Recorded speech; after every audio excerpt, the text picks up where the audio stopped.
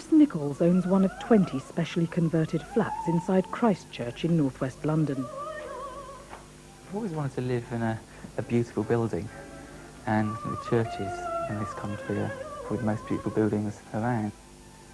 The actual development inside, the way the flats have been designed, have been done in a way that made the most of all the features. Stained glass windows, oak beams, little cherubs looking at you from your bathroom, and sort of strange and wild and wonderful things like that. It was just unbelievable, and I just thought I had to have this flat. Already delighted with his once holy home, Chris's enthusiasm was soon raised to new heights.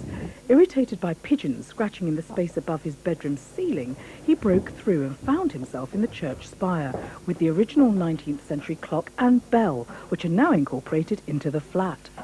So this is the bell chamber, where I actually put in these massive double glazed units on all four sides. And you can see the existing clock, which is all functional, which I can set to actually work, but it makes a lot of noise, so it's not always set. Don't you ever feel ungodly living here? Do you feel a bit guilty if you swear or fornicate or do any of those things that you're not really supposed to do in God's house? Well, the church has been deconsecrated, which means that it's no longer, this aspect of this part of the church is no longer the house of God.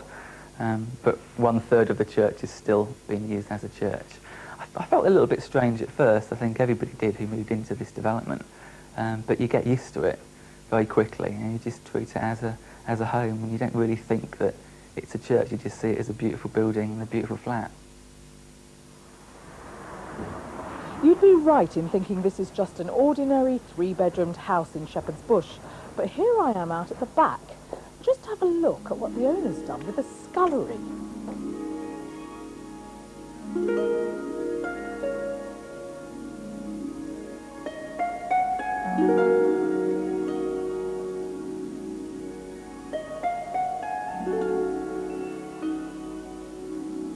Belinda Eade is one of the world's leading grotto builders, and she's spent 3 years creating this oasis in her own home. This is a folly. It's a shell room or a grotto or a conservatory or an entrance into the garden, whatever you like to think of it as. Why? I don't know. There's no reason why. It's a fantasy or a dream or just playing. It's crazy. A grotto is somewhere you go and sit and get away from everything else. And when there's people in the house, you can run away to it, or you can bring them in here, and it changes them, so it's a completely different environment, and you don't think about or worry about things that you might think about when you're sitting in your kitchen. Belinda's house is currently for sale through a rather unusual estate agents called Pavilions of Splendour, which specialises in the sale of listed and distinctive homes. You would be astonished at the amount of unusual and different houses that you can find.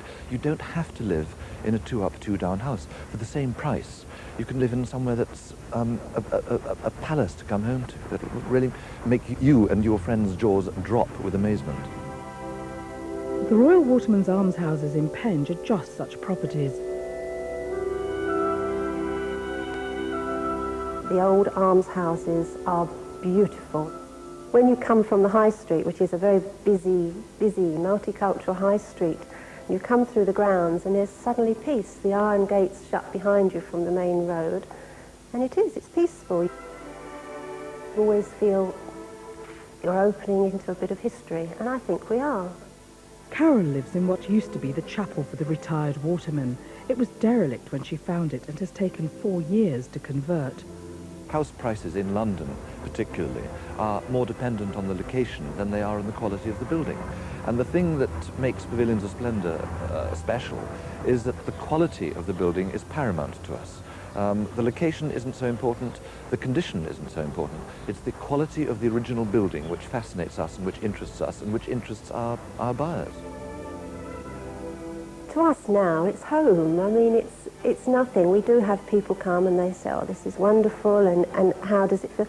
But really, it just feels like home. It's always warm and it's cosy, and it's just home. And if you fancy a change of address, those 3 homes are actually up for sale at the moment. Details later. However, there's no need to move home. Just change the curtains to throw a whole new life